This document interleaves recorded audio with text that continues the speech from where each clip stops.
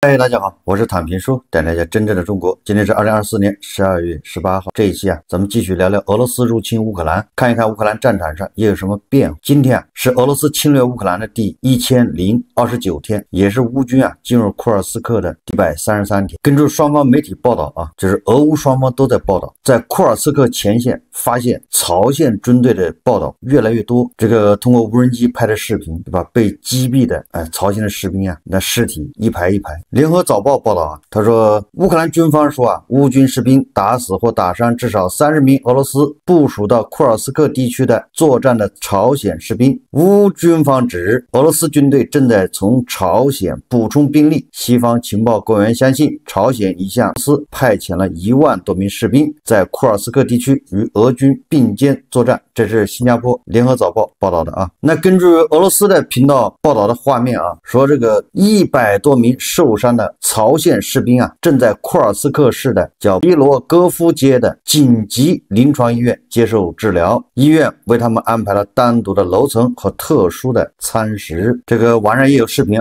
就大量的这种亚洲人的面孔在这个医院里，有的是脚受伤有的是胳膊受伤，正在那接受治疗。根据这个凤凰卫视卢宇光的报道他说库尔斯克目前正在下大雪，俄乌两军在这个方向的作战都是你中有我，我中有你。说16日在库尔斯克战线的达里诺和尼古拉沃达里诺地区，俄军击退了乌克兰武装部队的2次强大的反击。说截至发稿时间，辛瓦诺夫卡以东正在发生战斗，俄军突击队逐渐向列奥尼多沃方向移动，乌克兰武装部队正不惜装备损和遭受无人机和火炮的攻击，拼死抵抗。这个凤凰卫视说根据纽约时报报道，他说乌克兰冲突很可能会在2025年结束，有理由认为美国将停止支持乌克兰，欧洲也将无法应对这一重负。乌克兰目前唯一王牌之一就是要死守俄罗斯的库尔斯克地区，如果实现目标，那么在未来的和谈中，俄罗斯将不得不面对领土置换问题。实际上俄乌双方在库尔斯克打得非常惨烈。这个朝鲜士兵参战以后为了防止朝鲜士兵被乌军活捉或者俘虏，或者是朝鲜士兵的尸体落入乌军手中根据这个马扎尔鸟旅的指挥官叫罗伯特·马扎尔称，也就是那个无人机部队的这个指挥官叫马扎尔，他的无人机操作员能够发现在库尔斯克阵亡的俄罗斯和朝鲜士兵。他报告说朝鲜士兵会蒙住阵亡士兵的脸，以抹去他们在前线的证据。与此同时，这个霍尔蒂恰作战战略部队发言人叫沃洛申对乌克兰媒体表示，由于朝鲜军队在乌克兰东部遭受巨大损失，俄罗斯正考虑将朝鲜军队部署到库尔斯克以外的其他前线区。什么意思呢？首先根据这个凤凰卫视以及俄乌双方的报道，还有其他媒体报道，这个俄乌双方在库尔斯克打得十分惨烈，这个是事实双方你中有我，我中有你。按照迪波老人的要求，俄军要把乌军给赶出库尔斯克，一定要在1月20号之前。那乌军呢不可能这么轻易的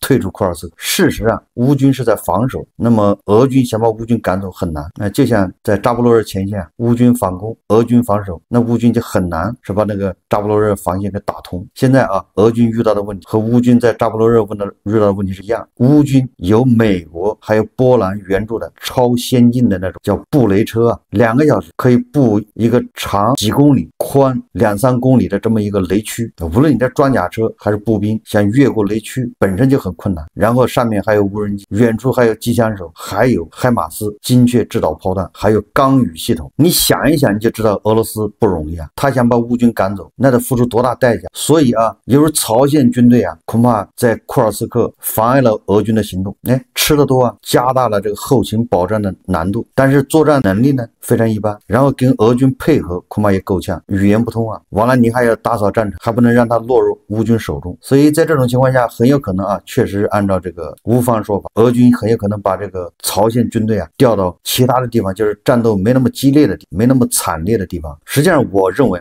这个乌军在库尔斯克实际上然在那儿就布下了一个陷阱，就是吸引俄军的这个主力啊到库尔斯克，人家在那儿已经布好了阵地，就等着你进攻，极大的消耗俄军，这样减轻乌军在波克罗夫斯克啊、扎波罗热啊其他地方的这个压力。俄军大量的精锐部队啊抽调到库尔斯克，在那儿消耗掉大量的装备。现在离这个1月20号还1个月，这1个月里，俄军恐怕在库尔斯克还有巨大的伤亡，有更多的装备和人员要在库尔斯克消耗的。这个俄罗斯这个通讯社报道啊，说17日，乌克兰情报部门称，俄罗斯3防司令基里诺夫及其助手在莫斯科被乌克兰安全部门杀害。乌克兰的安全局发表了声明称，基里诺夫是一名战犯，也是一个完全合法的目标，因为他下令对乌克兰军队使用违禁化学武器。随后，俄罗斯安全委员会副主席梅德韦杰夫承诺，乌克兰将为基里诺夫中将之死付出代价。梅德韦杰夫在一份慰问电报中说，班德拉纳粹分子，包括这个正在消失的国家的最高军事政治领导人，将面临不可避免的报应。当天早些时候，俄罗斯调查委员会称，基里诺夫中将当天早些时候在莫斯科的住宅区外，因一个藏在摩托车里的装置被远程引爆而身亡。16日，乌克兰安全局对基里诺夫提出缺席指控，在电报频道上称他对大规模使用违禁化学武器负有责任。俄罗斯否认了这些指控。实际上啊，自俄乌战争爆发以来，这个将近3年的时间里，俄方的很多这些被指控啊在乌克兰犯了罪行的军人，有的是军官，那这个基里诺夫啊恐怕是军衔最高的。我记得黑海舰队的一个舰长，对吧，也被人在这个路上一个骑自行车的特工把他给办了，咱们也介绍过。那么这个基里诺夫很显然啊是乌克兰人，发起了斩首行动，那个炸弹是藏在那个什么滑板车里，那个威力巨大。基里诺夫中将和他的助手啊当时就被炸死，爆炸的那些残片啊都飞到了100米外，就是那个威力非常大。也就是说啊，乌克兰人干的不是第一次，俄罗斯人总是扬言要报复，但是报复到现在也没看见他报复个啥。你只能说啊，乌克兰向俄罗斯渗透很容易，而俄罗斯向乌克兰渗透非常难。所以这个乌克兰方面，对吧，特工暗杀的这个俄军的这些将军啊，对吧，这些重要人物就变得有可能。而这个俄罗斯这方面啊，想暗杀乌克兰方面的高级将领很难，因为他没有办法渗透。所以这个梅德韦杰夫啊，基本上就是口炮啊，除了向发射几枚导弹之外，啥也干不成。这个基里诺夫中将啊，恐怕是俄罗斯侵略乌克兰死的军衔最高的这个方将领，也让这个俄罗斯的将军啊，应该死了17、18个了。前不久啊，有媒体报道，朝鲜派完俄罗斯的库尔斯克那个叫参谋长叫金永福吧，然后被乌军用战术这个风暴阴影导弹给他在一个庄园里面地下指挥所给他一窝端了。当时媒体都猜测啊，这个金永福应该在里，肯定是一把报销了。今天啊，晚上传出一个视频，就是司令官呢跟那个朝鲜的那些士兵啊，为这个似乎啊看上去像是一个级别很高的将军啊举办这个遗体告别仪式。这个视频啊网上也有，大家可以去看一看，不知道是不是 AI 合成的还是怎么着。如果说是真的话，那么极有可能就是金永福被炸死了。这个事情啊，俄罗斯人非常有嫌疑。我在想啊，极有可能是俄罗斯人通过什么渠道把这个金永福他们的位置坐标告诉了乌克兰方面，乌克兰方面那就风暴阴影招呼啊，然后金永福被炸死之后啊，这是为了激起朝鲜人的愤恨，对吧？这不就是打急眼了？那你朝鲜恐怕就要派更多的士兵，对吧？就会更加痛恨乌克兰人。你的最高指挥官被炸死啊，不报仇吗？哀兵必胜呐！所以我就怀疑啊，这是俄罗斯人使的阴谋诡计啊。人家朝鲜死的是个上将还是大将，俄罗斯方面就死了一个少将，占了很大便宜啊。这个基里诺夫啊，叫罪有应得啊，他应该得到的下场，因为他在乌克兰战场使用生化武器。这个泽连斯基啊，他录了个视频，他说啊，总司令谢尔斯基做了汇报，通报了与朝鲜士兵与俄军一起作战情况，并详细阐述了消灭这些朝鲜士兵的过程。他第二个啊，他说欧盟推出了重要的第15套制裁方案，俄罗斯被冻结的资产中已有200亿美元存入世界银行账户，这个好像就是美国的，美国人动手快啊，200亿已经付给乌克兰在世界银行的账户了。当然了，这个泽连斯基他也说了啊，他如果美国停止资助乌克兰战争，美国将失去北约和全球领导地位，这个是很显然的啊。如果美国不支持乌克兰，袖手旁观，那还拿什么来号号令欧洲呢？他领导欧洲，谁会听他呢？听他有什么用？这个匈牙利的总理班，他不是要联系泽连斯基吗？建议俄乌双方在圣诞节停火。泽连斯基正式回应了他说乌克兰不需要像奥尔班这样的中间人。泽连斯基说奥尔班有军队吗？像乌克兰这样的军队？他说奥尔班到底要怎样给普京施压？也就是你手上都没有军队，你没有实力，你怎么给普京施压呢？你跑来要求停火，那还不是想给乌克兰施压吗？就他没有能力，就是向普京施压，你不就是想向乌克兰施压吗？然后这个泽连斯基说奥尔班呢，给普京开个玩笑，给普京笑一笑，以此求的这个普京停火。我们再看看外交以及国际援助。法国大使说法国将继续向乌克兰提供远程斯卡普导弹，就是风暴阴影他说是的，我们正在发送更多的斯卡普导弹，虽然我们的库存有限，我们需要确保我们自己的防御，但我们正在竭尽全力支持乌克兰。法国大使重申了法国的立场，即打击俄罗斯军事目标，甚至深入俄罗斯领土都是合法的。巴黎在法国远程武器对抗俄罗斯目标方面没有红线。这个法国大使重申了法国对援助乌克兰防御的承诺。这个法国虽然实力有限，但是这个斯卡普导弹还是在源源不断的援助给乌克兰红线，想打哪儿打哪儿。莱茵金属公司将向乌克兰额外提供20辆黄鼠狼步兵战车，预计于2025年上半年交付。该订单价值约为数千万欧元，由德国政府出资。这个欧盟首席外交官卡拉斯表示自2025年1月起，欧盟将向乌克兰每月提供15亿欧元的援助。这笔钱来自俄罗斯冻结资产的收益。这个卡拉斯还表示欧盟计划在冬季结束前训练12000名乌克兰士兵，这将使受训的乌克兰军队总人数达到75000人。截止2024年11月初，约有63000名乌克兰士兵，相当于10个旅接受了训练。2024年10月，欧洲理事会将训练任务延长至2026年11月15日。也就是说这个乌克兰士兵的训练都交给了欧洲，士兵要经过良好的训练。最主要的是你训练完之后，他的装备那就一把给了。你像法国训练2个旅，那2个旅都是法式装备，其他的恐怕也是差不多。这个乌克兰总统泽连斯基他在电报频道说西方应该向乌克兰提供12到15套防空系统，作为拒绝邀请乌克兰加入北约的补偿。泽连斯基在北欧和波罗的海国家联合远征军联盟峰会上向与会者讲话时表达了这一要求。他补充说在俄罗斯武装部队对乌克兰能源基础设施进行大规模导弹袭击的背景下，美国和欧洲必须履行承诺，12到15套防空系统这个波兰外交部长希科尔斯基说必须向俄罗斯施压，而不是向乌克兰施压，让其参与和谈。美国和欧盟必须帮助乌克兰在未来的谈判中占据更有利的谈判地位，必须要求和迫使侵略者和谈，而不是受害者。希科尔斯基表示荷兰国防大臣说俄乌停火后可能单方面向乌部署欧盟维和部队。根据央视报道是当地时间12月16日获悉，荷兰国防大臣鲁本布雷克尔曼斯对媒体表示，如果俄乌达成停火协议，荷兰不排除在没有获得所有欧盟成员国一致同意的情况下，向乌克兰部署欧盟维和部队的可能性。这个荷兰也很有意思就是只要俄乌双方达成停火协议，荷兰就自己要向乌克兰部署军队。前不久这个俄罗斯口炮界的天花板梅德韦杰夫口口声声说乌克兰是俄罗斯的兄弟。关于乌克兰人是俄罗斯人的兄弟，我们看一看这个媒体在乌克兰的街头对乌克兰人进行采访，看看他们是怎么看待这个乌克兰和俄罗斯之间的关系的。大家看视频Відновлювати будь-які зв'язки з Росією, як на мене, це неприпустимо. Я не думаю, що вони потрібні репарації нам. Я не думаю, що так буде, насправді.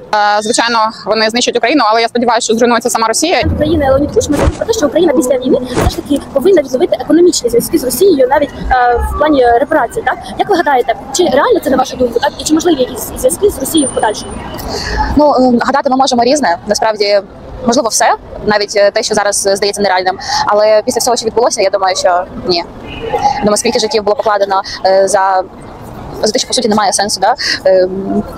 Тому я думаю, що нереально ніякого не перемир'я, ніякого не відновлення, ніякої співпраці. Ну, це доволі складне питання, тому що репарації можуть бути не виплачені, по прикладу, як це було з іншими світовими війнами. А щодо економічних стосунків, нам прийдеться в якійсь мірі з ними відновлювати, тому що як багато областей вони торгували з Росією. Ну і в світовій практиці країни постійно відновлюють стосунки з країнами, з якими вони воювали. Я думаю, це нереально, оскільки в Росії ще прикріпилися оці совдепівські поняття на багато тем. Тому, на мою думку, це є неможливо. Чесно кажучи, не хотілося б про це навіть думати. І відновлювати будь-які зв'язки з Росією, як на мене, це неприпустимо. Я не думаю, що вони платили репарації нам. Я не думаю, що так буде, насправді. Чесно кажучи, як на мене, це було можливо, в принципі, тільки якби Україна перемогла в цій війні, але зараз, враховуючи ситуацію, яка відбувається із міжнародного фронту, і з боку людей, які мали б нас підтримувати, і організації, і президентів, і в принципі всього, що відбувається, я не впевнена. Тобто, якби зараз Україна почала після війни, якщо ці переговори стануться, фактично ми підемо на поступки, тобто ми програємо. І мені здається, що в такому випадку відновлювати економічні взаємини будь-які з Росією означає йти ще на більші поступки і отримувати від цього набагато більше проблеми, ніж позитиву. Тож я не думаю. Ну, скоріше за все, це таки станеться, але мені не здається, що на користь України. Я не знаю. Я думаю, навряд. 通过这个采访，街头采访也能看出啊，乌克兰人对那个自称是乌克兰人兄弟的国家，那是恨之入骨啊。这个特朗普啊，虽然还没有上台，还没正式履职啊，但是他现在这个动作啊，可以说是非常的眼花缭乱。你给人感觉现在总统不是拜登啊，而就是特朗普。拜登已经没消息了。这个特朗普啊，他周一啊接受媒体采访时说啊，俄乌和平协议必须达成，他将与俄罗斯总统普京和乌克兰总统泽连斯基进行对话，以结束这场战争。他说必须达成和平协议。特朗普在发布会上说，战争中的屠杀的画面令他深感不安。我在想啊，这个战场上画面那些残酷的镜头，谁看了恐怕都是感觉心惊肉跳啊，都不愿意发生这一幕。但问题是谁导致这个发生的？谁发动了侵略战争？如果仅仅因为害怕流血、害怕伤亡，然后就向这个强权呢、向流氓、向这邪恶低头，请求放下屠刀，对吧？渴望和平，这个和平能长久？你只要不满足他，他会发动下一轮战争，因为你害怕，你恐惧。所以这个特朗普这个说法啊，确实的，那战场的画面惨不忍睹。但是结束战争不是靠满足侵略者的要求，不是靠绥靖，否则的话，你表面上似乎是平息了一场战争，但是你是在酝酿下一场战争，下一场战争会更加惨烈。所以说啊，任何以牺牲乌克兰利益为前提的所谓的和平、所谓的停火，只会导致若干年以后更大的战争。但媒体啊问这个特朗普是否让乌克兰割让以换取和平的时候啊，特朗普没有直接回答，他绕了个弯。他说啊，乌克兰有些地方因为战火已被夷为废墟，那里的居民已经回不去了，重建至少得100年。这个也很有意思啊。那既然这个地方已经被打烂了，重建要100年，那俄罗斯要他干什么？虽然特朗普这一次啊莫名其妙的向中国啊抛出了橄榄枝，特朗普说啊，中美联手，世界上所有的问题都能解决，但是啊，要想停火没那么24小时之内停火啊，基本是不可能。停火必须有军队这里，也就是第三方强力介入。如果靠双方一纸协议遵守这个协议，那这样的协议已经签了好多了。乌克兰人不想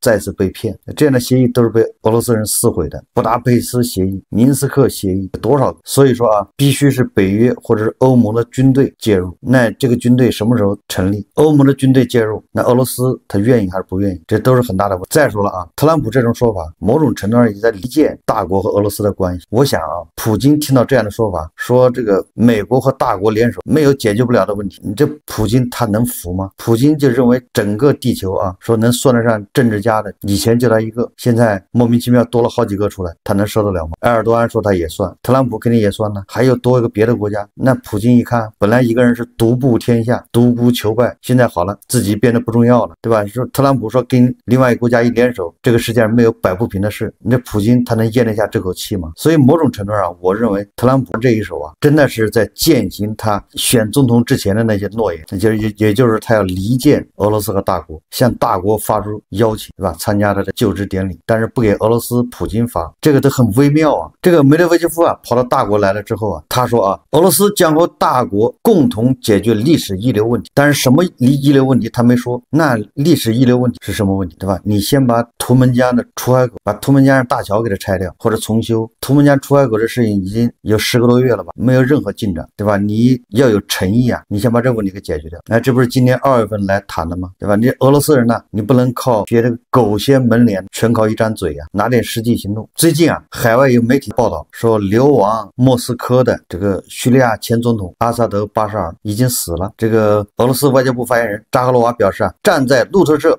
巴沙尔·阿萨德似乎已死的假新闻背后，是对叙利亚局势混乱感兴趣，并试图通过这种方式完成其任务的国家部门。扎哈罗娃表示，此类新闻是典型的假新闻，具备所有必要的成分配料。这个我在很久以前就说了啊，普京收留巴沙尔，巴沙尔就是个筹码，但死了的巴沙尔更有价值的是，那巴沙尔就得去死。现在俄罗斯在跟叙利亚新的政府在谈叙利亚的俄军基地的事。12月17日消息，俄罗斯和叙利亚正在就保留在叙利亚塔尔图斯和拉塔基亚省的俄罗斯军事基地问题进行谈判，说谈判气氛基本上是积极的。阿联酋出版物《明报》援引消息来源宣布了这一消息，说该出版物援引了叙利亚新领导层代表的话，没有红线，它基于利益而不是意识形态，取消塔尔图斯港口的租约是不可能的，任何新政权都必须尊重这一点。据称，俄罗斯与叙利亚新当局之间已经建立了积极对话，相互尊重并避免任何挑衅。叙利亚当局在谈到俄罗斯时保持了积极的基调，并不寻求急剧断绝关系。他还强调，莫斯科与大马士革之间存在着无法割断的历史联系。你看看，我早就说了啊，普京把巴沙尔当个筹码捏在手上，然后跟叙利亚谈判。如果叙利亚把这个俄罗斯的基地啊给他留住，那巴沙尔恐怕就要死。所以这个外媒在报道说巴沙尔已经死了，谣言呢有的时候就是遥遥领先的预言。12月16号，俄罗斯联邦车臣共和国领导人卡德罗夫在电报频道发文，提议将沙姆解放组织从俄罗斯恐怖组织名单中移除。卡德罗夫写道啊，为了开启一级进程，有必要启动一项程序，将沙姆解放组织及其代表从俄罗斯恐怖组织名单中移除。这个卡德罗夫很积极嘛，积极的向这个沙姆解放组织靠拢，是不是他们有着共同的信仰？卡德罗夫是不是想向这个沙姆解放组织取经呢？对吧？怎么样在10天之内，对吧，让俄罗斯政权呢快速崩溃？这个沙姆解放组织它有成功经验，卡德罗夫对吧，要积极的向这个沙姆解放组织学习，要取经。这个卡德罗夫说啊，重要的是不要等待这一进程开始或结束，而应立即组织两国联络小组的工作，这将能够建立首次联系并着手解决问题，对吧？派卡德罗夫的人去最合适，因为他们有共同语言。好，这期节目我们就聊到这，感谢大家收看。如果喜欢我的节目，欢迎订阅转发，也可以在下方留言评论，谢谢大家。